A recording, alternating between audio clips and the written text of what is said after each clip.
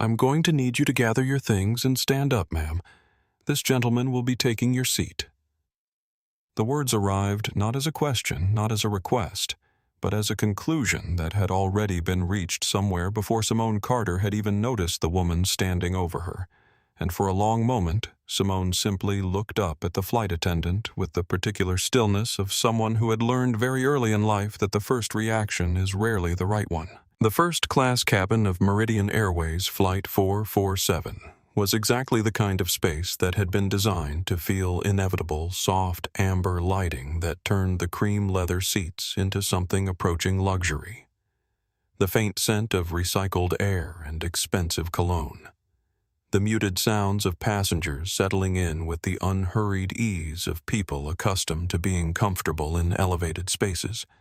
And until 30 seconds ago, Simone had been one of them, her boarding pass showing Seat 2A, her navy dress pressed and deliberate, her champagne flute cold against the back of her fingers as she reviewed the contract notes on her tablet. The flight attendant's name tag read, Brittany Hale, and her hair was platinum blonde pulled back into a chignon so tight it looked architectural, and her uniform was the kind of immaculate that suggested it had never encountered anything as inconvenient as a wrinkle. And the smile on her face was the particular variety that airlines spent years training into their staff, warm on the surface, perfectly calibrated, and carrying underneath it a pressure that had nothing to do with warmth at all. Behind Brittany, slightly to the left and already settling his weight forward as though the question of who owned this space had been decided before anyone asked it, stood a man in his mid-50s wearing a gray suit that had cost more than most people's rent.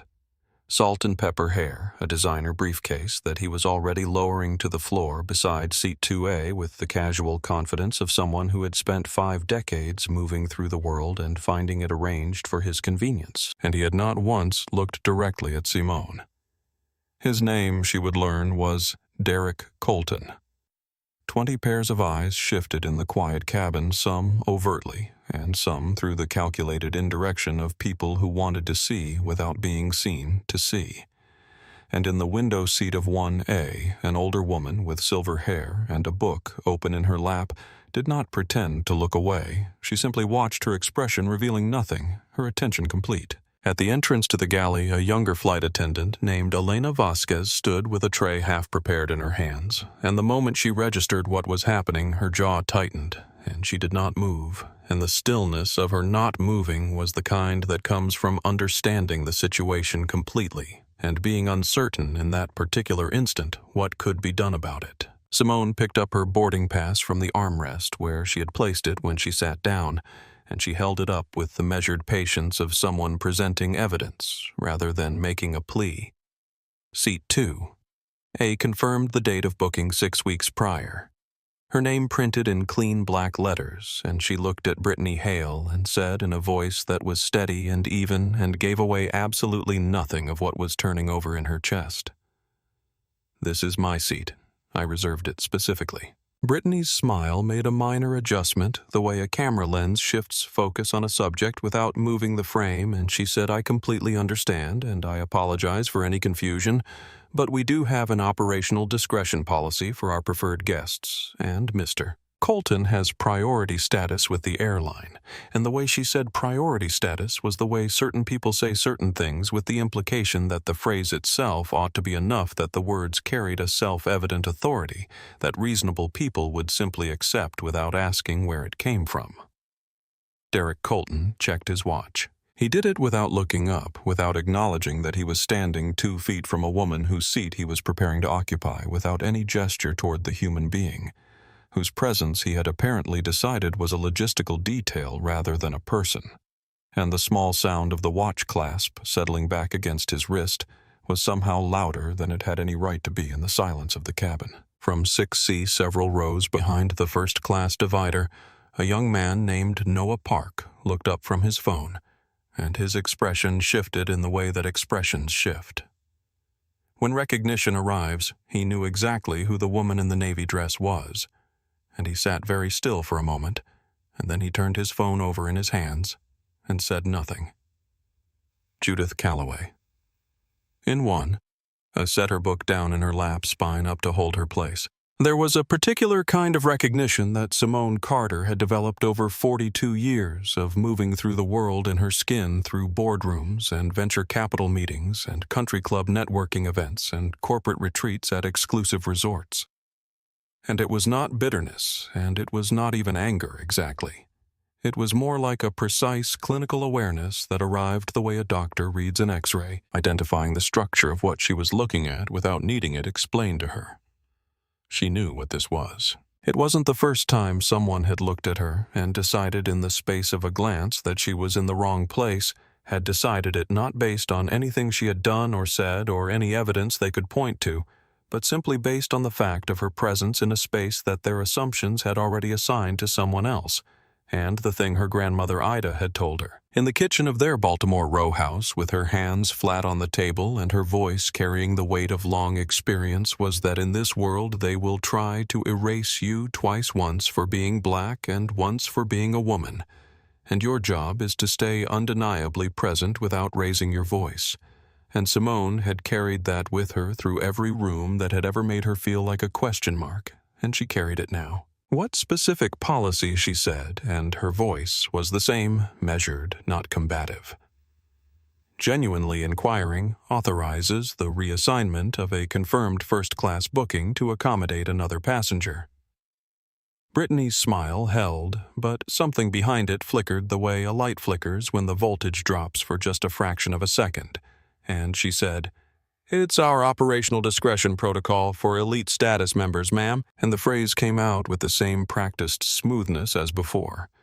But this time it landed differently, because now it was being asked to answer a specific question, and it wasn't quite doing the job. And that policy is documented where Simone asked, and her tone was the tone of someone who asks questions for a living, because she was someone who asked questions for a living, and the question hung in the air of the first-class cabin, with a clarity that several nearby passengers registered visibly. A young professional 2 rows behind the first-class divider shifted in his seat, and across the aisle a woman set down her magazine. Brittany said, "It's an internal protocol, ma'am."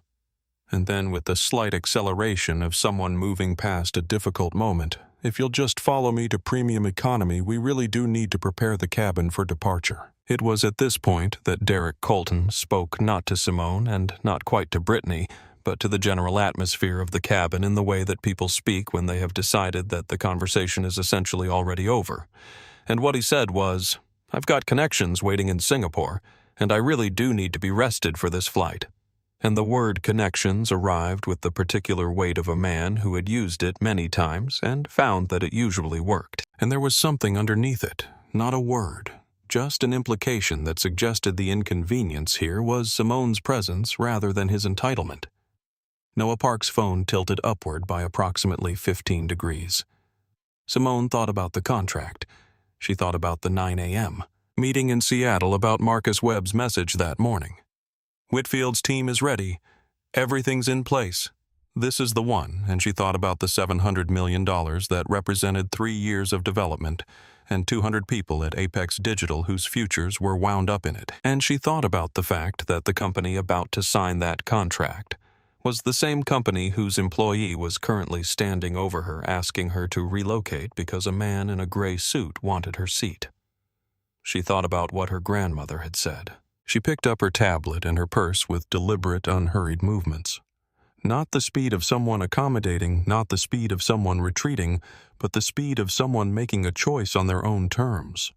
And she stood, and she was taller than Brittany had perhaps expected, and her posture was the kind that comes not from performance, but from having decided a long time ago that she would not make herself smaller in rooms that tried to compress her. "Thank you for your patience," Brittany said, and the relief in her voice was immediate and involuntary, and telling she had expected a scene, had prepared for one, and the compliance surprised her in a way she couldn't quite conceal. As Simone moved past Derek Colton, she was close enough to catch the specific expensive cologne of a man who had spent his entire life in spaces that opened for him automatically, and he did not look up from the seat he was already settling into, pressing the call button for service with the ease of a person who had never once questioned whether the service would come. Judith Calloway in 1A did not look away. Elena Vasquez, At the galley entrance, watched Simone walk past with an expression that was careful and pained in equal measure, and her hands tightened slightly around the tray she was holding, and she did not speak. The walk from first class to premium economy was not a long one in terms of physical distance, perhaps 40 feet through the business class cabin and past the second galley. But there is a kind of distance that has nothing to do with feet. And Simone felt every inch of it in the shift of the light overhead, slightly harsher now, and in the closer arrangement of the seats, and in the particular silence of the passengers she passed who had seen enough to understand what was happening, and had chosen, as people in these situations generally choose, not to involve themselves. She was shown to 5C by Brittany, who gestured toward the aisle seat with a smile that had been rebuilt from scratch since the first-class cabin, and was now performing a different kind of warmth. The warmth of resolution of a problem successfully managed, and who said, "We'll have your pre-departure beverage brought right over," as though the issue had been a question of hospitality rather than principle, as though what Simone needed was a drink rather than the seat that was legally and contractually hers. Simone sat down without responding. She did not immediately reach for her phone, did not begin composing messages or reviewing notes or doing any of the productive things that her instinct for efficiency usually demanded of empty moments, because sometimes the right thing is to sit with the full weight of what has happened and let it settle accurately before deciding what to do with it. And this was one of those times, and she sat with her hands in her lap and felt the seat beneath her, and the difference in the lighting above her, and the closer proximity of the seat in front of her, and let all of it register completely. Around her, the premium economy cabin carried on with the ordinary business of pre-departure passengers, stuffing bags into overhead bins, settling headphones over their ears, scrolling through phones with the distracted focus of people killing time. And 2 rows ahead, a mother was arranging a blanket over her daughter's lap, and did not look up when Simone sat down, though her posture shifted slightly in the way that people's postures shift when they are aware of something without wanting to acknowledge that awareness. A businessman across the aisle glanced at her expensive watch, the slightly rumpled appearance of someone at the end of a long week, and his glance lasted 1 second too long before he looked back at his laptop with the careful speed of someone who has decided not to see something they have already seen. Elena Vasquez appeared beside her seat, and she was carrying an amenity kit that was not quite first-class quality and not quite standard premium economy either, and she placed it on Simone's tray table with a care that was more deliberate than the action required, and she said very quietly, "I'm sorry about the adjustment," and the word adjustment in her mouth carried the weight of everything. She was not able to say more directly, and her eyes said the rest. "This is not right. I know it is not right. I am sorry that I did not say so when it would have mattered." "Thank you, Elena," Simone said.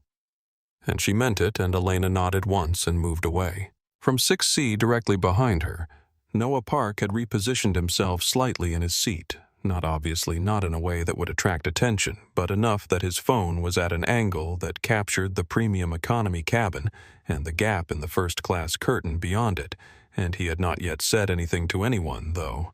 His thumbs moved across his screen with quiet purpose. Simone reached for her phone and opened her secure messages, and the notification from Marcus Webb was exactly what she had expected it to be. Contract edits final, all clean. Whitfield's team confirmed for 9 a.m. This is the biggest one call when you land, and she read it twice, and then sat for a moment looking at the words. The biggest one, and thinking about what they meant in the context of the last 20 minutes. $700 million. 3 years of work. A contract that would make Apex Digital the digital backbone of one of the largest airlines in the country. Every ticket, every crew schedule, every baggage route, every financial reconciliation, every customer interaction, all of it running through infrastructure that she had spent 14 years building from a 2-person operation in a Baltimore office park into something that now touched the daily operations of 4 major carriers and Meridian Airways.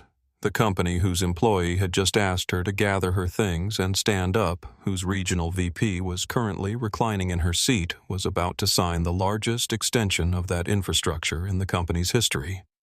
She looked through the gap in the first-class curtain. Brittany Hale was standing beside seat 2A with a fresh champagne flute, and Derek Colton was reclining with the particular boneless ease of a man who has never had a reason to sit up straight when he doesn't feel like it. And he was saying something that made Brittany laugh, a real laugh. Not the professional variety, the kind that happens when the mask comes down and the champagne caught the amber light of the cabin and held it. Simone's grandmother Ida used to sit at the kitchen table in Baltimore on Sunday mornings, with her coffee going cold beside her, and say things that sounded like ordinary observations, but turned out to be the kind of lessons that took years to fully understand. And one of the things she used to say was, "Baby, sometimes power is quiet. Sometimes it's just knowing which switch controls the lights." And at the time, Simone had thought she was talking about patience, about endurance, about surviving systems that weren't built for you, but she understood now, sitting in 5C with her thumb hovering over the operations application on her phone, that her grandmother had meant something more specific than that. She opened the application. The system dashboard loaded with the familiar architecture she knew better than most people know their own homes. The Apex Digital Operations Interface, designed during the contract preparation phase to give her team diagnostic access to Meridian's integrated infrastructure, a legitimate tool built for legitimate purposes, designed to ensure the integrity of the handoff when the full contract activated, and equipped with a protocol verification alpha that could initiate a full system integrity check requiring executive-level authentication before any operational approvals could proceed. It was by every technical definition exactly what it claimed to be, a security measure. She looked at the first-class curtain one more time. She thought about every other woman who had sat in a seat like this one. Not this particular seat. Not this particular cabin, but this particular position, this particular moment of having been told to move, to accommodate, to accept the polite fiction that the inconvenience was operational rather than personal.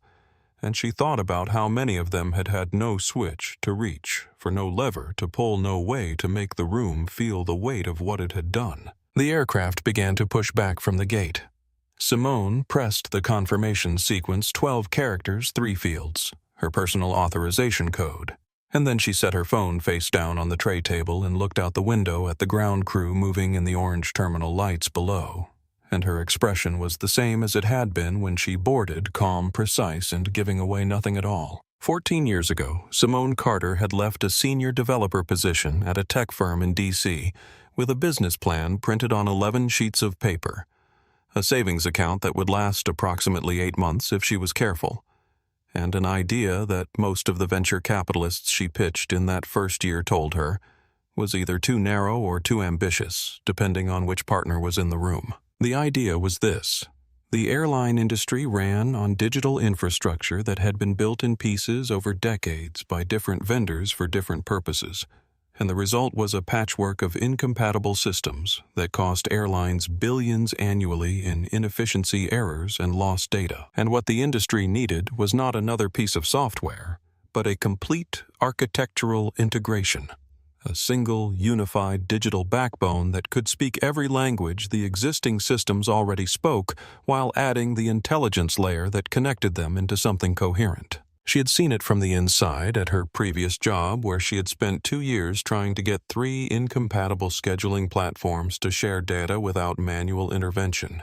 And she had understood not just the technical problem, but the economic one. Every hour of delay caused by a system that couldn't talk to another system, every misrouted bag, every crew scheduling error, every rebooking that took 20 minutes instead of 2.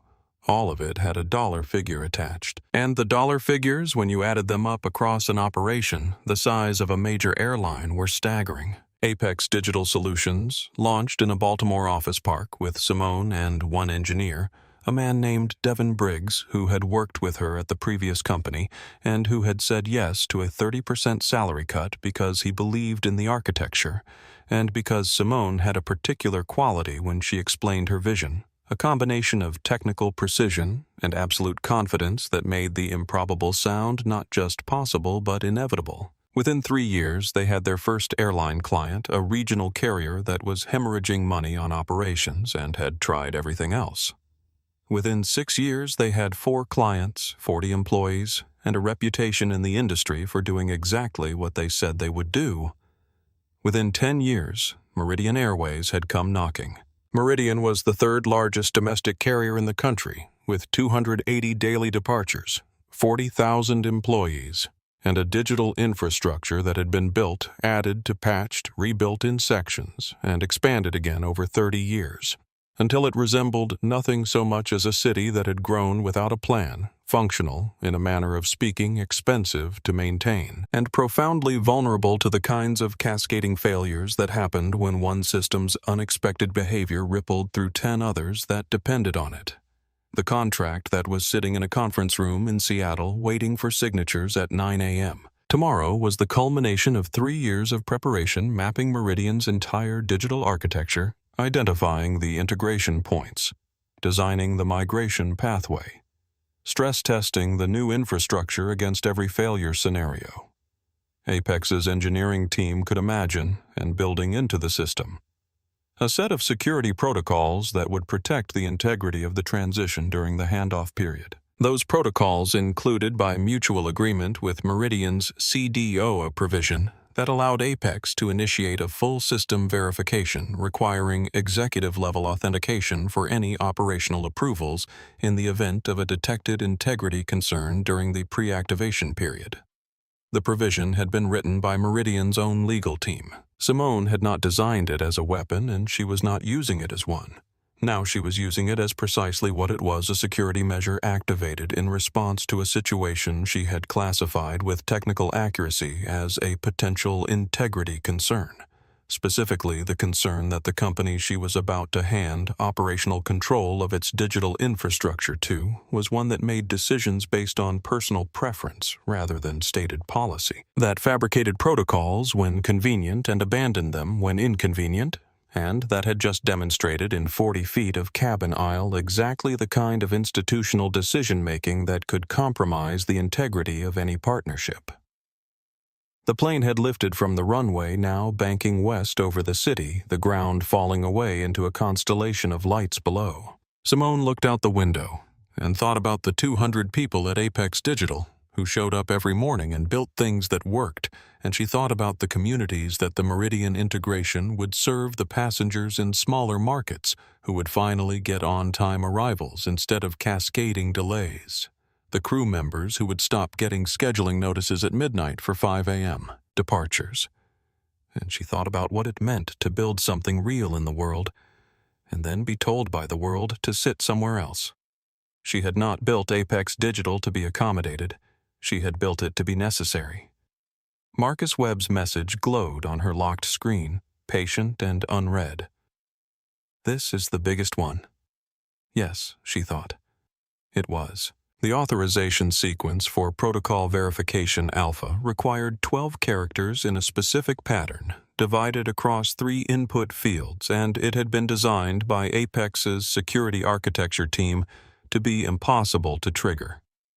Accidentally, each field required a deliberate entry, and the final confirmation required her personal biometric authentication, and the whole process took approximately 45 seconds from opening the application to pressing the final confirm button, which was enough time to change her mind several times if she was going to. She did not change her mind. The confirmation screen cleared, replaced by a single line of text. Verification initiated. Authorization code SC-A-Alpha-4471.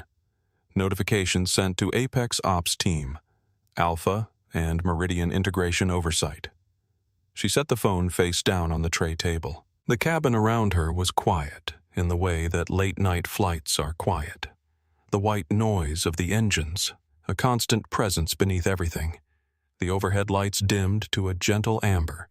The particular stillness of 212 people suspended together, 40,000 feet above the earth, with nowhere else to be for the next 5 hours. 3,000 miles east in a glass and steel operations center outside Boston that ran 24 hours a day and processed approximately 4 million data transactions per hour. Raymond Cole was sitting at his desk reviewing the overnight crew projections for the next day's departures when his monitoring dashboard, a screen he had looked at approximately 800 times in the past year, and that had displayed in all that time nothing more alarming than the occasional yellow flag for a late-arriving aircraft went from all green to a cascading pattern of yellow alerts with 3 critical systems showing red.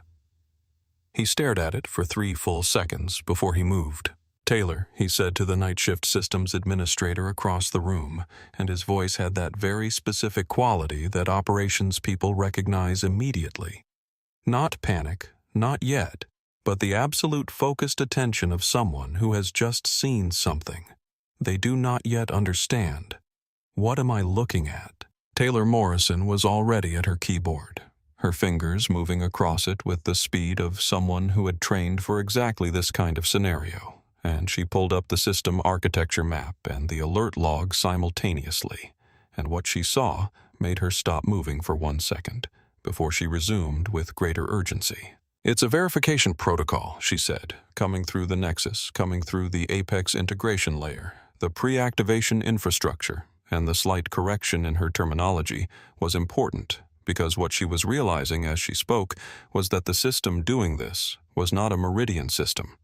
It was an Apex system operating through access that had been granted as part of the contract preparation, and that meant there was nothing in Meridian's own toolkit that could simply override it. "We don't have access to that architecture," she said. "It's proprietary to Apex." Raymond Cole was already reaching for his phone. "Get me Whitfield," he said. Back aboard Flight 447, still climbing through 28,000 feet over the Pennsylvania darkness, Simone Carter had set her phone face down and was reviewing the contract revision notes that Marcus Webb had sent through that afternoon, the final language on the data governance clauses, the performance benchmarks, the liability provisions, with the focused attention of someone who had a meeting in the morning and wanted to be prepared for it. Her posture had not changed. Her expression had not changed. In the galley at the forward end of Premium Economy, Elena Vasquez was checking the supply inventory for the beverage service when a notification appeared on her crew tablet. A brief, technical-looking alert she didn't fully understand. Something about a system verification process affecting ground operations. And she frowned at it, and then looked up through the curtain gap toward first class, where Brittany was leaning against the galley counter with the easy posture of someone who had dealt with a difficult passenger and moved on and then back down at the tablet in her hands, and the frown deepened. In 6C, Noah Park had just gotten a push notification from an aviation news aggregator. He followed, "Developing Meridian Airways reporting network-wide system verification delay scope. Unknown ground operations affected at multiple hubs." He looked at the notification. He looked at the back of the seat in front of him, through which 40 feet forward and behind a curtain a woman sat alone in Premium Economy with her face turned toward the window. His thumbs began to move. At JFK Terminal 7, the 9:47 p.m. Meridian flight to Miami had finished boarding 12 minutes ago and was supposed to be pushing back from the gate, and instead the gate agent was standing at her podium with the fixed smile of someone reading from a script she had just been handed and telling the passengers visible through the window that there was a brief system verification delay and they should expect an update shortly, and the passengers visible through the window were not reassured by this because the departure board above the podium had just changed their flight status from on time to security verification hold, a status designation that none of them had ever seen before, and several of them were already on their phones. At Chicago, O'Hare, a transatlantic flight to London that had been fully boarded for 20 minutes, 412 passengers, first meal service prepped crew at stations received a ground ops communication that halted its pushback and required it to return to the gate for manual processing. And the captain made an announcement that was as composed as announcements could be under the circumstances. But the phrase manual processing in the context of a transatlantic departure carried an unmistakable undertone that the business travelers in first class who had connections and meetings, and the particular impatience of people accustomed to schedules working, did not receive well. At Dallas-Fort Worth, the crew scheduling system, which processed approximately 3,400 daily assignments for Meridian's flight operations, froze mid-cycle. leaving 47 crew assignments in an incomplete state that required human supervisors to manually verify and confirm before any of the affected flights could legally depart, and the overnight operations supervisor called in 2 additional staff members and then called her manager at home. The pattern was the same at every hub, not a crash, not a failure, not the kind of event that triggered emergency protocols or safety concerns. Everything safety-related was on entirely separate infrastructure that the verification protocol did not touch, but a controlled, total pause in the commercial operations layer, like a hand placed flat against a revolving door, not breaking anything, just stopping the movement. Every Meridian departure in the country showed security verification hold. The social media response began approximately 4 minutes after the first status changes appeared on the flight. Tracking apps first confused posts, then frustrated ones, then the specific kind of viral acceleration that happens when a large number of people are inconvenienced simultaneously and have nothing to do but look at their phones. And within 20 minutes, there were 2 competing hashtags. And within 30 minutes, the aviation news outlets were running developing story banners. None of the posts yet knew why. In business class on Flight 447, a passenger named Gregory Marsh had been watching the sequence of events since the departure gate with the specific fascination of someone who had worked in corporate communications for 20 years and recognized a crisis developing in real time. And he was on his phone composing a message to a friend at a competing airline when he felt the slight, almost imperceptible change in the cabin atmosphere, a shift in the movement of the flight attendants, something too quick and purposeful for a beverage run, and he looked up. Brittany Hale was standing in the first-class galley with her crew tablet in one hand and her personal phone in the other, and the expression on her face was the expression of someone reading bad news and trying to maintain a neutral expression while reading it, and not entirely succeeding. Derek Colton had his noise-canceling headphones on and was watching something on his personal screen, and was entirely insulated from all of it, which was, in its own way, a kind of portrait. Judith Calloway in 1A had returned to her book, but was reading the same paragraph for the 4th time because her own phone had vibrated twice in the last 5 minutes with messages she had not yet opened, and she had a fairly specific intuition about what they contained, and she was choosing to let the situation develop at its own pace before she involved herself. In 6C, Noah Park had pulled up every real-time flight tracker available, and confirmed what he already suspected: every single Meridian departure in the country, from the smallest regional connector to the transatlantic heavies at the major hubs, was showing the same hold status. And the timestamp on the first alert correlated precisely with the wheels-up time of Flight 447. And the woman who had been walked out of first class was the CEO of the company whose infrastructure had just paused an entire airline. He opened a new thread on his phone and began typing with the careful precision of someone who understood they were documenting something that mattered. Simone's phone had lit up twice with calls from an unknown number she recognized as Grant Whitfield's executive line. She had seen it on the contract documentation, often enough to know it on sight, and once with a message from Marcus Webb that said simply, "Seeing the alerts. Meridian systems down nationwide. You on this?" And she had read all of them and responded to none of them and set the phone face down again and returned to the contract notes. Let them wait. She thought the same way she had been asked to wait. Let them feel for a little while what it was like to have a protocol cited against you with no recourse and no one in the room who seemed to think that warranted any particular concern. The engines held their steady roar. The plane moved west through the dark. Captain James Okafor had been flying commercial aircraft for 22 years, and in that time he had encountered most of the situations that aviation manuals document, and a reasonable number that they don't. And he had developed the particular quality that good captains develop over long careers.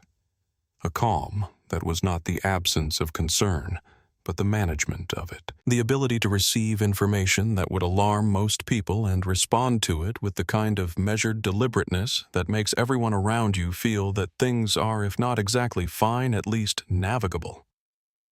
The priority communication from Grant Whitfield's office had arrived on his cockpit communications display 12 minutes into the cruise phase, and it was not the kind of message he usually received from airline CEOs, and he read it twice before he responded. Captain Okafor, this is Grant Whitfield, CEO of Meridian Airways. We have a priority situation requiring your direct involvement. Passenger Simone Carter, currently in premium economy seat 5C on your aircraft, has initiated a security protocol affecting our entire network. Background. Ms. Carter is CEO of Apex Digital Solutions, our technology integration partner. Our records show she was originally confirmed in first-class seat 2A. I need you to understand the full gravity of what's happening here. Approach Ms. Carter with complete courtesy and respect. This is a matter of significant operational importance to the airline. I need her contacted and her situation addressed. Authorization. Whitfield-exec-1. He read it a second time, slowly. Then he said to his first officer, Marcus Dryden, pull up the original booking for passenger Carter in seat 5C. Dryden ran the query and read back the result. Simone Carter, seat 2A, booked 6 weeks ago, confirmed, paid in full. Notes show she was relocated to 5C approximately 40 minutes ago at the request of flight attendant Hale for... He paused, and something in his voice shifted slightly. Preferred passenger accommodation for a Mr. Derek Colton. Okafor was quiet for a moment. Mr. Colton's original seat assignment, he said. Business class 8C. The cockpit was quiet except for the steady white noise of the engines and the soft chatter of the navigation instruments. All right, Okafor said. Take the controls. He unbuckled his harness, checked his uniform jacket, and walked out of the cockpit with the purposeful stride of a man who had decided exactly what he was going to do. And the passengers he passed in business class registered his presence with the mixture of attention and anxiety that people always feel when they see a pilot walking through the cabin. It always meant something, even when that something was minor, and the something this time was not minor, and several of them watched him continue past the business class curtain and into premium economy, with the focused attention of people who suspected they were about to watch something significant unfold. He found 5C without difficulty. Simone Carter was sitting with her tablet open and her posture straight, and her expression composed, and when she looked up at him there was no surprise in her face. Not because she had expected this exactly, but because she had been navigating unexpected developments for 22 years, and she had learned to receive new information without broadcasting her reaction to it. Ms. Carter, he said, and his voice was formal in the way that the best professional courtesy is formal, not distancing but precise, offering her the full dignity of her name and title. I'm Captain Okafor. I wonder if I might speak with you for a moment. Of course, Captain, she said, and set her tablet face down on the tray table. He crouched slightly beside her seat, not wanting to stand over her, understanding the geometry of power in that position, and he said quietly enough that only she could hear him clearly. I've received a communication from our CEO's office, and I've also pulled your original booking. You were confirmed in seat 2, 6 weeks ago, paid in full. That's correct, she said. Can you tell me what happened? She told him simply, and without emphasis, the flight attendant, the phrase preferred passenger protocol, the man in the gray suit who had been present before she was asked to move the request that she relocate to premium economy. Okafor listened without interrupting. When she finished, he said, I've been instructed to return you to your original seat immediately, and I want to do that. But I want to ask you first, will that address your immediate concern? It was a good question, and she recognized it as such because it acknowledged that the seat was not the whole problem.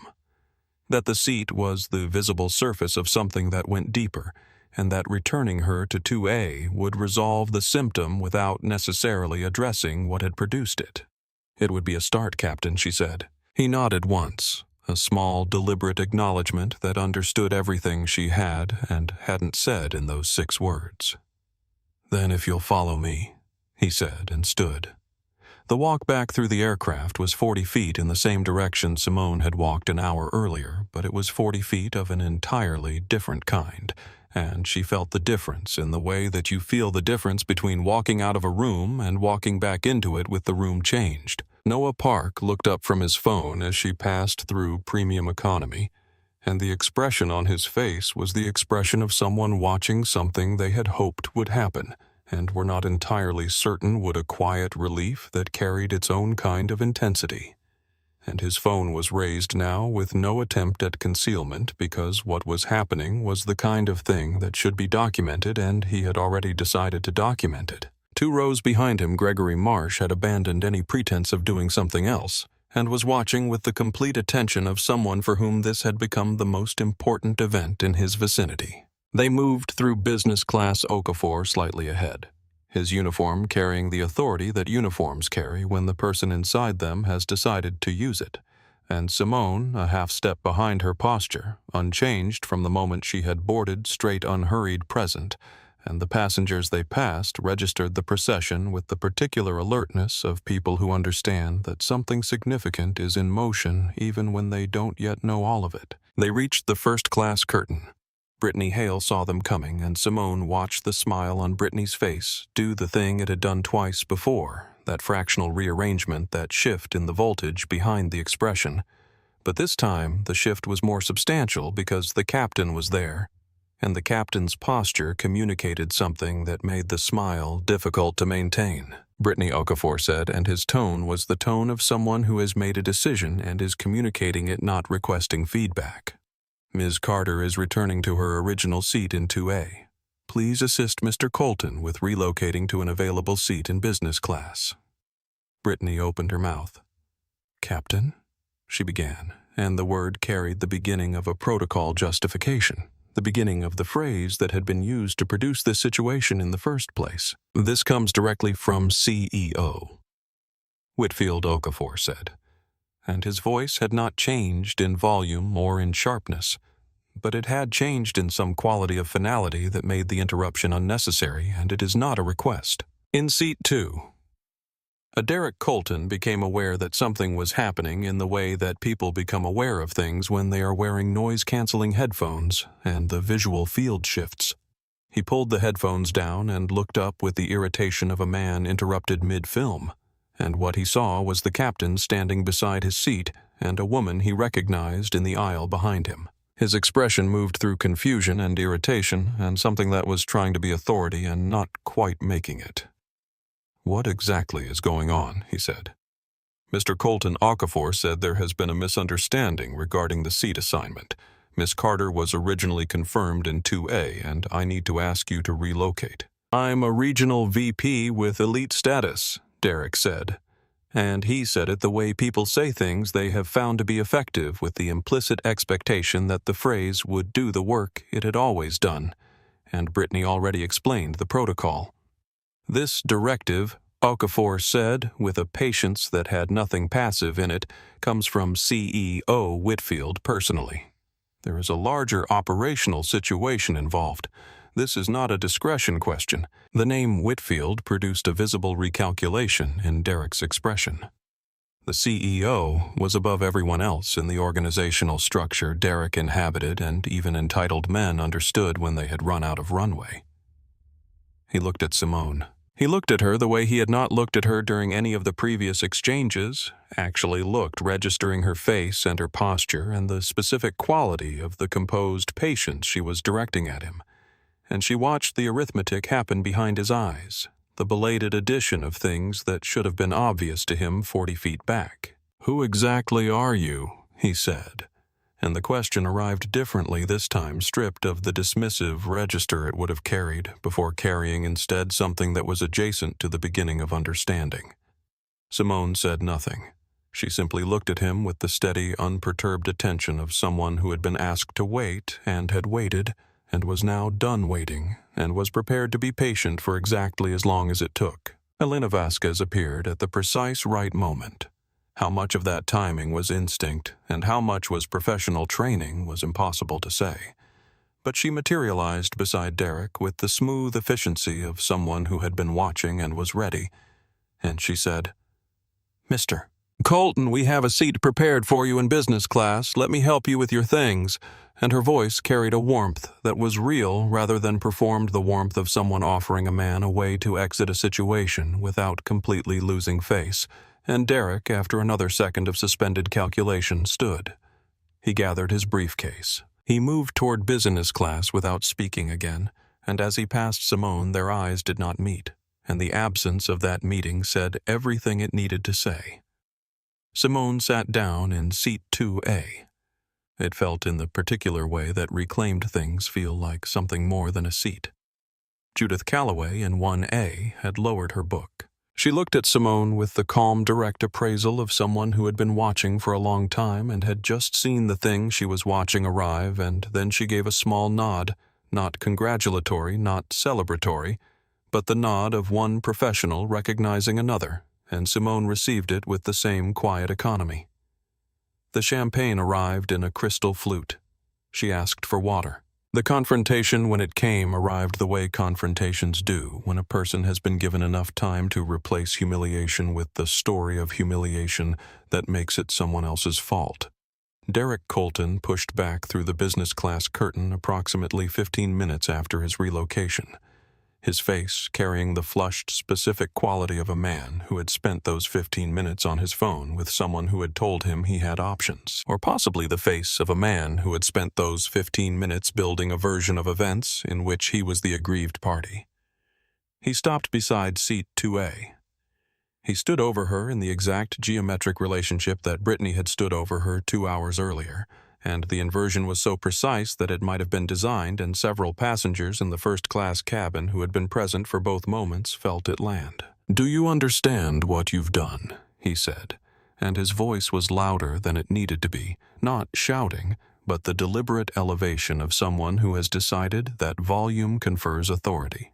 Every Meridian flight in the country is grounded right now because of whatever stunt you just pulled. Thousands of people are sitting in terminals because you couldn't handle a seat reassignment like an adult. He kept going. Sabotage, he said, and hostage. And do you have any idea who I have relationships with at this company? And the words accumulated in the air of the first-class cabin with the particular weight of a person constructing the largest possible version of their complaint while the person they were complaining at remained absolutely, unmovably still. Simone closed her tablet. She looked at him with an expression that was neutral in the way that very specifically focused attention can appear neutral to someone who isn't reading it carefully. "Mr. Colton," she said, and her voice was the same as it had been when she had held up her boarding pass and said, "This is my seat." Even unhurried, making no concession to his volume. "I'm curious about the protocol that was cited when I was asked to leave this seat. The operational discretion policy for preferred guests." She paused for exactly one beat. "I'd still like to see that document. Can you tell me where it's filed?"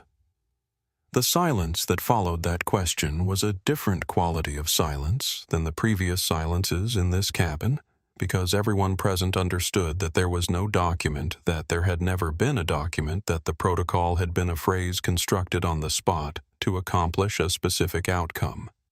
And Derek Colton understood it most clearly of all, and the understanding moved across his face like weather. "This isn't about a document," he said, and his voice had lost some of its carrying power.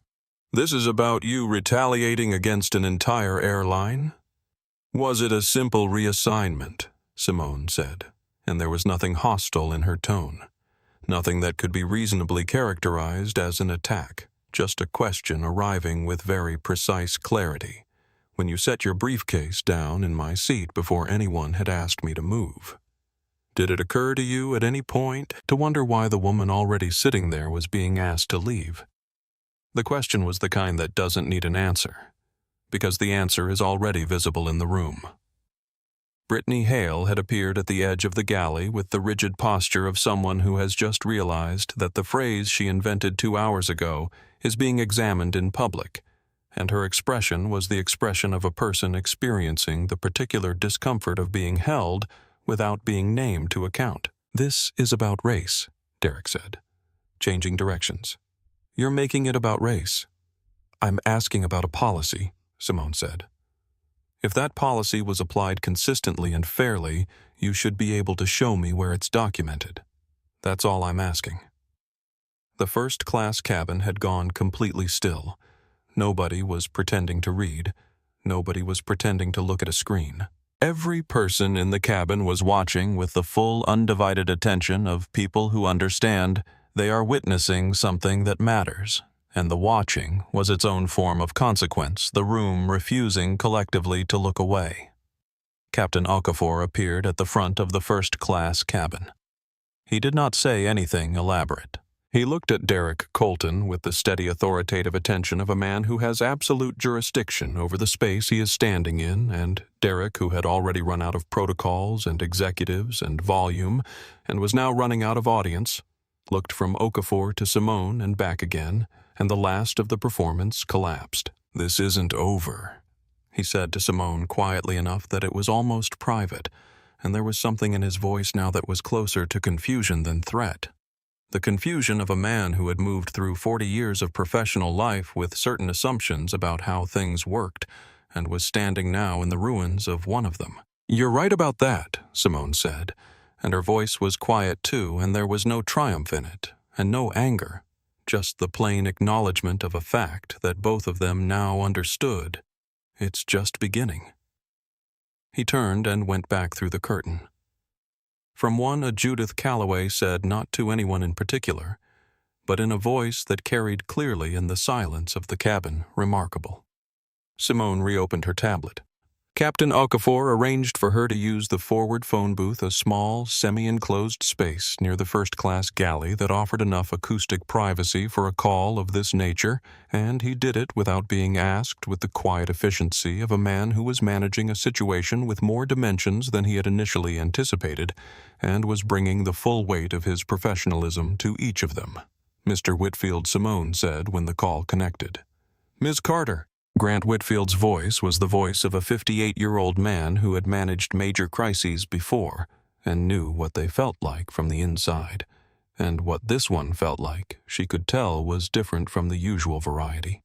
Not a plain mechanical or a weather disruption or a fuel spill or a labor action, but something that involved a woman in a premium economy seat and the largest technology contract in the company's history, and a security protocol that was, with every passing minute, costing the airline approximately $700,000 in delayed operations, and the particular flavor of this crisis was one he did not yet fully have language for. "I understand there's been an incident on your flight." "There has been," she said. "I'd like to discuss it with you. I'd very much like to do the same. I want to start by saying that what was described to me, the displacement from your confirmed seat, the protocol that was cited, is not consistent with our policies, and I apologize for it directly." "I appreciate that," she said. "I'd like to talk about 3 things." There was a slight pause. "Of course. First, the immediate situation. I've initiated a verification protocol on the Apex integration layer, and I'm prepared to authorize a gradual system restoration as soon as we've established a framework for the other 2 items. Miss Carter, I want to be transparent with you. The current hold is affecting thousands of passengers, and the financial impact is significant." "I understand that," she said, and her voice was not unkind, but it was not moved either. "And I trust you can also understand that being told to gather my things and vacate my confirmed seat for a man who had not yet been asked to wait is an impact of a different kind, and one that has happened to people without the leverage I happen to have, with considerably less concern from this airline." A longer pause. "That's fair," Whitfield said, and the 2 words arrived with enough weight behind them to suggest that they were genuine rather than corporate. Second, she continued, "I want a substantial revision to tomorrow's contract. Not an addendum core language. I want accountability benchmarks built into the partnership structure, quarterly reporting on how service discretion policies are applied across demographic categories, with results reviewed by an independent third-party auditor. Meridian will not simply be receiving technology from Apex. Meridian will be committing as a condition of this partnership to the kind of operational integrity that the technology is designed to support." The pause before Whitfield's response was longer. This time, the pause of a man doing calculations that involved board approvals and legal reviews and operational changes. And also she thought the pause of a man who had just been told the truth about something and was deciding how to receive it. That's unconventional language for a technology integration contract, he said. So is activating a security protocol over a seat assignment, she said. And yet here we are. She heard him exhale. What's the third item? A full demographic audit of Meridian's passenger displacement and service delivery patterns over the past 5 years. Conducted externally. Results made available, not buried in an internal review that produces a memo no one reads but made available in a form that creates genuine accountability. You're describing a comprehensive public review of our customer service operations. I'm describing the thing that tells you whether what happened to me tonight is an exception or a pattern, she said. And I think you already know which one it is. The silence that followed had a different quality, not the calculating silence of someone running numbers, but something closer to recognition, the silence of someone who has been handed an accurate mirror and is looking at it. What about individual accountability? Whitfield said finally. The staff involved. I'm not asking for terminations, she said. Firing specific people creates the appearance of accountability without the substance of it. The flight attendant and the regional VP were operating inside a culture that made their choices feel safe and normal. Removing them doesn't address what produced them. Another pause. That's a more generous position than I expected. It's not generosity, she said. It's the only approach that produces anything that lasts. She could hear him writing. One more thing, she said. Captain Okafor handled this with exceptional professionalism and integrity. I want that formally recognized. Noted and agreed, Whitfield said without hesitation. Then I'll authorize a phased system restoration beginning as soon as we conclude this call, and I'll see your team in Seattle at 9 a.m., Ms. Carter, Whitfield said, and his voice had shifted into something less corporate and more direct. I want to say something outside the framework of this negotiation. Go ahead. What happened to you tonight should not have happened. Not the logistics of it and not the assumption behind it. I've been in this industry for 30 years, and what your company has built is genuinely remarkable, and the fact that the people responsible for the situation tonight apparently never considered who they were dealing with is... He paused. It says something about what we've normalized, and it's something I intend to take seriously. Simone was quiet for a moment. I know, she said. That's what I'm counting on. She returned to 2A to find a folded note on the armrest. Not a printed card, not something produced by a crew member, but a piece of notepaper with handwriting that was deliberate and slightly formal. The handwriting of a generation that was taught that how you wrote said something about who you were. Ms. Carter, I've been in seat 1A since boarding. I've observed everything. I'm a board member of this airline, and I believe we have more to discuss than a technology contract. What happened tonight is not about one flight or 2 employees. It's about what institutions allow when they think no one important enough is watching. I'd like to speak with you before we land. J. Calloway. Simone looked up. Judith Calloway was already looking at her, had been waiting perhaps for the look, and when their eyes met, she gave a small, precise tilt of her head that was an invitation without being a demand. Simone moved to the empty seat across the aisle. Judith Calloway, the older woman said, extending her hand, and her grip was firm and direct. I've been aware of Apex Digital for several years. I advocated internally for the Meridian partnership before the formal evaluation began. I didn't know that, Simone said. There was no reason for you to. It was a board conversation, not a contract conversation. Judith's gaze was steady and measuring in the way that people are measuring when they are deciding something and want to make the decision accurately. I want to tell you something honestly. I did not intervene when you were displaced. Simone waited. I thought about it, Judith said, and her voice carried the weight of someone who was not offering a justification, but an account, and I decided not to, and I want to be clear about why not, because I thought it was acceptable, but because I recognized that you didn't need a board member to rescue you. You needed what actually happened, which is to be witnessed fully by someone with the authority to make that witnessing mean something. And what does it mean, Simone said, in your position? It means that when I speak to the full board at our next meeting, which I will be doing with the account of every moment I watched tonight, I will be speaking not about an operational incident, but about the culture that produced it. The ease of it. Judith paused, the way it happened without hesitation. That ease is what needs explaining. Simone thought about the word ease and how precisely it named the thing that had disturbed her most. Not the displacement itself, which she had experienced in various forms throughout her career, but the fluid, unhurried confidence of it, the absence of any moment of doubt in Brittany Hale's posture or Derek Colton's settling into her seat, the way neither of them had seemed to consider that they might be wrong. The board has been aware of concerns about service equity in frontline operations, Judith said, for approximately 2 years. The awareness has not produced action because there has been no event that created sufficient visibility. Internal complaints are addressed internally. The pattern continues. Tonight is different, Simone said. It wasn't a question. Tonight is different because I was in 1A, Judith said, and because you are who you are, and because a young man in row 6 has been documenting everything for an audience that is, as of approximately 40 minutes ago, rather large. She paused. And because you chose to demonstrate consequences rather than simply describe them.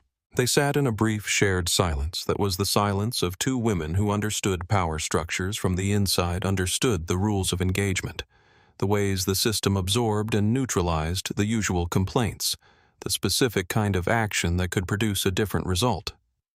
I'll be at the 9 a.m. meeting, Judith said.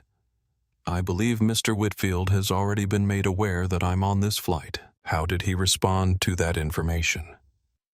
With a level of focus, Judith said, with a slight trace of something that was not quite a smile but was in its neighborhood that suggests he is taking tomorrow's meeting very seriously. Simone nodded once, and the nod carried everything it needed to. She returned to 2A, and this time, when she sat down, she felt the full grounded certainty of someone who had come onto this flight as a passenger and was landing as something else, and the something else was not a victor.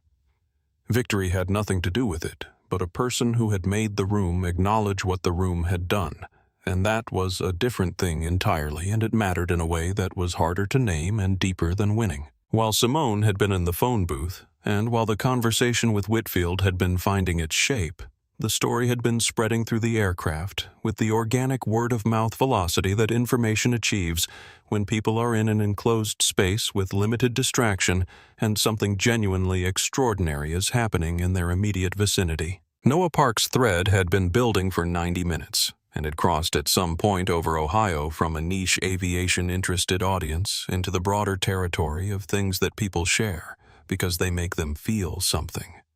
And what the thread made people feel was a specific combination of outrage and satisfaction, and the particular catharsis of watching someone respond to injustice not by absorbing it but by making it count. And the combination was potent enough that the shares were accelerating rather than plateauing.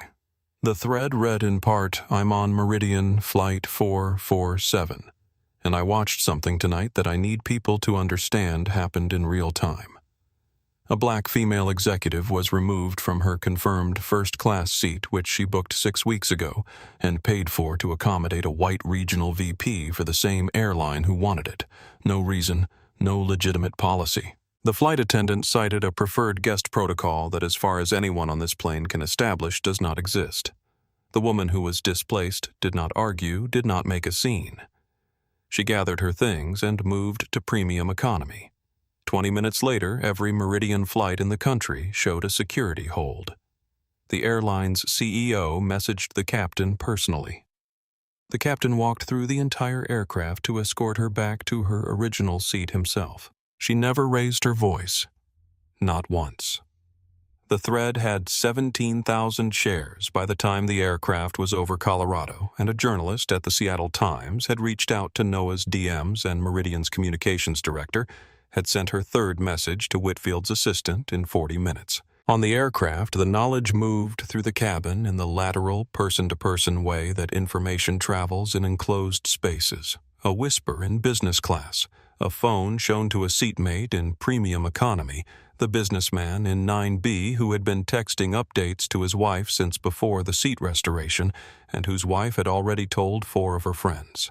Elena Vasquez, doing her final beverage pass through the premium economy cabin, heard enough fragments of enough conversations to confirm what she had already pieced together, and the full picture settled over her with a combination of feelings that she would spend the next several days trying to sort through relief that the right thing had happened and something heavier and more complicated underneath it, which was the recognition of how close it had come to not happening, of how easily the original displacement would have stood if the woman in 5C had been anyone without her specific kind of leverage.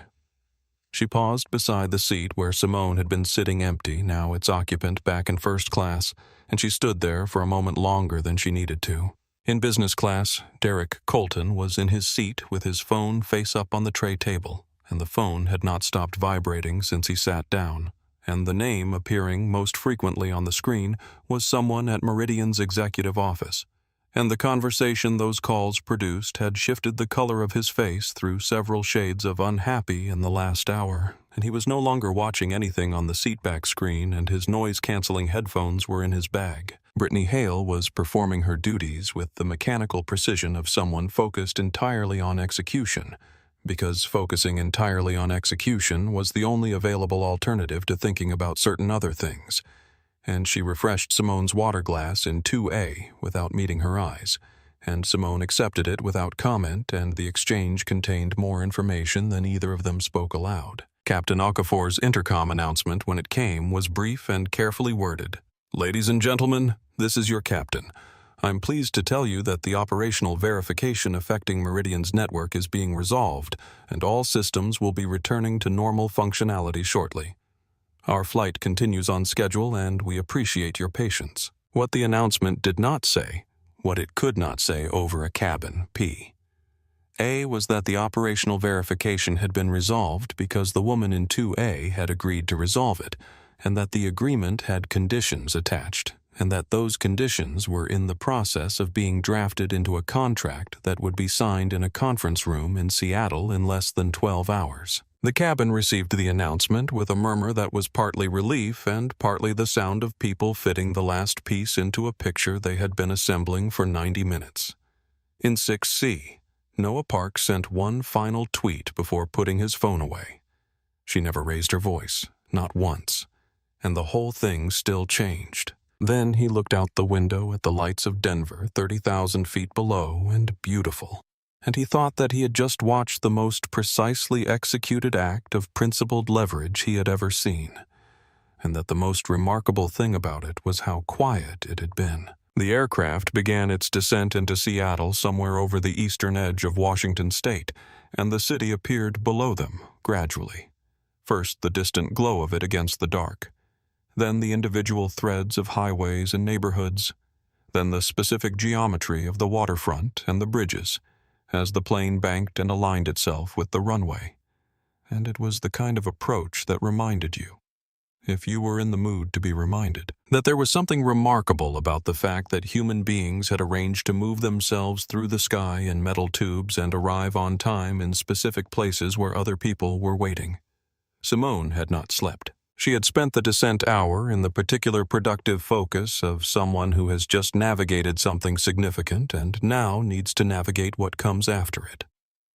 Reviewing the revised contract clauses that Marcus Webb had drafted from the ground and sent to her tablet, the accountability benchmarks, the audit language, the third-party oversight provisions, all of it written with the precision of someone who had been Simone's COO for 9 years, and understood her standards precisely, and she had made 3 edits and approved the rest and sent it back with a note. "Good. Bring printed copies. We may need to revise in the room." The cabin had settled into the particular quiet of late-night flights nearing their end. The specific silence of 200 people returning from the suspension of travel back toward the logistics of being somewhere, retrieving items from overhead bins with the slightly dazed air of people who had been watching a film, and were now back in the physical world, folding their blankets, finding their shoes, composing their faces into the expressions they would wear when they deplaned. Elena Vasquez came through the cabin on her final pass, moving with the efficient grace of someone who knew her route through this space as well as she knew her own home. And when she reached 2A, she did not say anything. She simply set a fresh glass of water on the tray table with a deliberateness that was its own form of communication. The quiet acknowledgement of someone who was not in a position to say what she meant directly, but wanted it to be felt. Simone received it with the same quiet economy. In one, a Judith Calloway had put her book away and was looking out the window with an expression that was private and settled a woman who had watched something play out over 5 hours and was now organizing what she had seen into the language she would need for the conversation ahead of her. In business class, Derek Colton sat without reclining his posture, the posture of a man who had arrived at an airport 3 hours ago as one thing and was landing as another.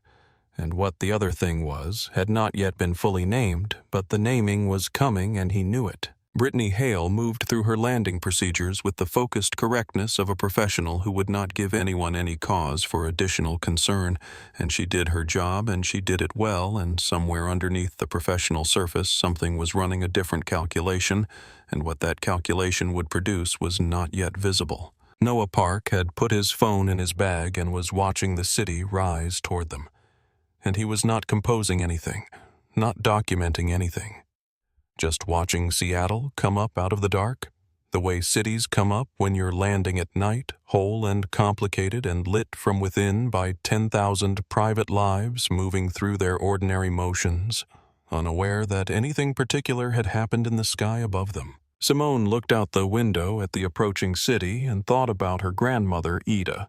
Not the famous piece of advice, not the wisdom about switches and lights, but just the image of her specific and clear hands on a kitchen table in Baltimore. Coffee going cold, the Sunday morning light coming through the window behind her, and the particular quality of stillness she had that was not the stillness of someone waiting for something to happen, but the stillness of someone who had already decided what kind of person they were and did not need to revisit the question. The wheels came down. The runway rushed up to meet them.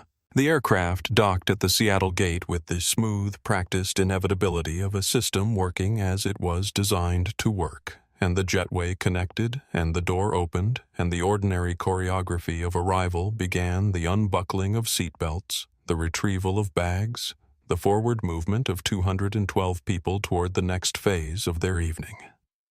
Captain James Okafor emerged from the cockpit. He walked directly to 2A, and he extended his hand and he said, "Ms. Carter," and nothing more because nothing more was needed. Simone shook it and she said, "Thank you, Captain Okafor," and she meant it as specifically as it is possible to mean something not as a courtesy, but as a precise acknowledgement of what he had done, which was to pull a booking record and see what it showed and act on what he saw without hesitation and without calculation about what acting might cost him. He held her gaze for a moment before releasing her hand. "I pulled your original booking," he said, and his voice was quiet and direct. 6 weeks ago, confirmed, paid in full, and what he was doing was not telling her something she didn't know, but creating a record between them, witness to witness, so that the truth of the situation existed in a form that had been stated aloud between two people who both knew it to be true. She nodded. He returned to the cockpit to complete his post-flight checks, and Simone began gathering her things, and the first-class cabin was doing the ordinary business of deplaning around her with the slight awkward formality of people who had shared an extraordinary experience and were now re-entering the ordinary world and didn't quite know the protocol for how to acknowledge what they'd witnessed. Judith Calloway paused beside her as she stood, and without ceremony or flourish, she placed a business card in Simone's hand and said 9 a.m. "I'll be in the room," and then continued toward the exit with the unhurried stride of someone who had no more to say and knew it. The other passengers deplaning through first class found reasons, small ones, subtle ones, to slow down near 2A to allow their eyes to rest on the woman in the navy dress. For a moment longer than passing strangers usually rest eyes on one another, and what they were looking for and what they found was the same thing. someone who had been asked to move and had not in the way that mattered. Brittany Hale was standing at the forward door, delivering the departure pleasantries to each passenger. "Thank you for flying with us. Safe travels, enjoy Seattle." And she delivered them with professional consistency. And when Simone reached the door, Brittany's posture shifted by some very small degree that was not visible in any one element, but was visible in the aggregate, and she opened her mouth and closed it once, and what she finally said was, "Safe travels, Miss Carter." And Simone said, "Thank you, Brittany," and walked off the jet bridge without looking back. It was not forgiveness, and it was not absolution, and it was not the beginning of a reconciliation. It was simply the acknowledgement that the thing had happened, and that Brittany had said her name, and that names matter, and that was enough for now. Derek Colton had deplaned through the business class door and was already somewhere in the terminal gone before she reached the jetway, and his absence was its own statement about what he understood about the situation. In the terminal, she was pulling her carry-on toward the rideshare exit when she heard quick footsteps behind her and turned to find Noah Park slightly breathless, his bag over one shoulder. He stopped a respectful distance away. He didn't ask for anything. Didn't produce a phone. Didn't ask for a photo. Didn't frame a story around himself. Didn't perform the recognition. He just said simply and directly, "I'm glad you were on that flight." Simone looked at him, at the sincerity of it, at the fact that he had run to catch her just to say that single thing, and she said, "So am I," and she meant it in a way that was larger than the flight, larger than the evening, larger than herself, the way you can sometimes mean something when it has been earned rather than assumed. He nodded once and turned back toward the terminal, and she continued toward the exit, and the automatic doors opened for her, and the Seattle night air came in cool and specific, and full of the particular smell of the Pacific Northwest evergreen and salt and cold pavement, and she walked through it. The conference room on the 14th floor of Meridian Airways Seattle headquarters had floor-to-ceiling windows that looked out over the Elliott Bay and in the 9 a.m. light.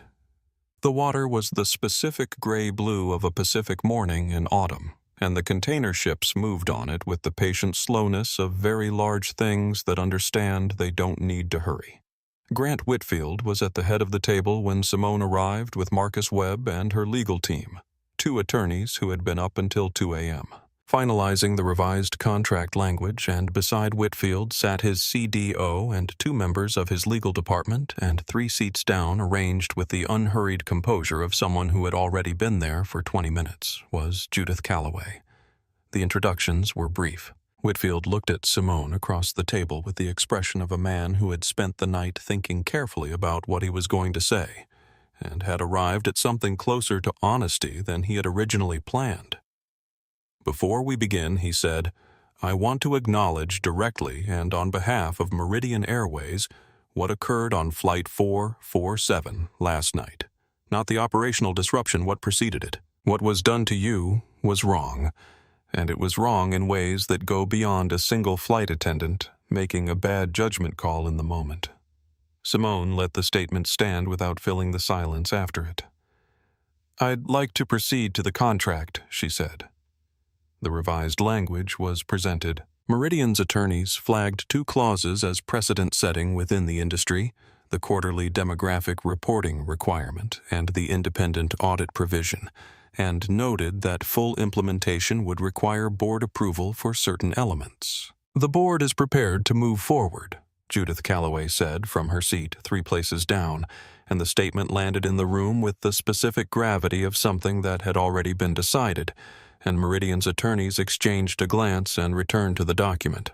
The discussion that followed was thorough and specific and occasionally contentious on matters of implementation timeline and audit scope, and Simone's legal team held each clause with the patient precision of people who understood that the language they were establishing would outlast the meeting and needed to say exactly what it meant, and Marcus Webb handled the technical specifications with the authority of someone who had lived inside the architecture for 9 years. The contract was signed at 10:47 a.m., $700 million, 3 years, with the new clauses intact and a review timeline that would produce the first demographic service report within 90 days. When the room had emptied down to Whitfield and Simone and the Seattle morning outside the window, Whitfield stood with his coffee and looked out at the bay for a moment before he said, "You could have walked away from this. From the contract. From all of it. You had leverage. You could have used it differently, burned the table, and let the story tell itself." He turned. A lot of people would have. Simone considered the question seriously, the way she always tried to consider serious questions. "Burning things down is easy," she said. "It feels like something. But it doesn't build anything in the place of what it destroys." She picked up her bag. "The contract is the point. The clauses are the point. Something that makes it different for the next person, that's the point." Whitfield nodded. She crossed the room and shook his hand at the door and walked out into the hallway where Marcus was waiting with the printed contract copies in a leather folio, and she said, "Let's go." And they walked toward the elevator, and the bay was visible through the window at the end of the hall, patient and gray and enormous, and she did not look back. That evening Simone stood at the floor-to-ceiling window of her Seattle hotel room with the city spread below her, and the bay beyond it catching the last of the light, and she held a glass of water. Not champagne, not wine, just water. The same thing she had asked for when they brought her back to seat 2A.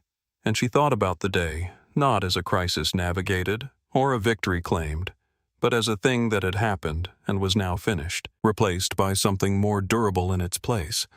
200 people at Apex Digital who would come to work tomorrow without knowing how close the contract had come to unraveling, and the passengers in smaller markets who would eventually board Meridian flights that ran on time because the infrastructure worked, and the quarterly audit that would produce in 90 days a document that required a major airline to count and name and account for who it treated as worthy of dignity and who it did not. And the number of people who would read that document without knowing the name of the woman who had made it a contractual requirement would far exceed the number who would. She thought about Elena Vasquez, still somewhere in the air, or on her way home, carrying the quiet weight of someone who had witnessed everything and said little and would go back to work tomorrow in a cabin where the rules were the same. But something underneath them had shifted, and she thought about Captain Okafor pulling a booking record with the simple, insistent belief that documentation is a form of justice. And she thought about Judith Calloway choosing to witness instead of intervene, and understanding precisely the difference between the two. Her phone lit up on the nightstand. Marcus Webb contracts filed. Audit clause cleared by Meridian Legal. Press asking for comment. 4 words. Or 40. She picked up the phone and typed her reply.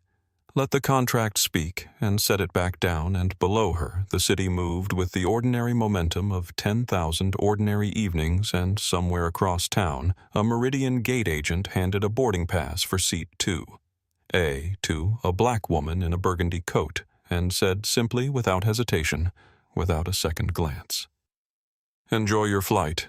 And the woman took it and walked toward the gate, and it was a small thing, and it was everything, and neither of them knew it had been earned.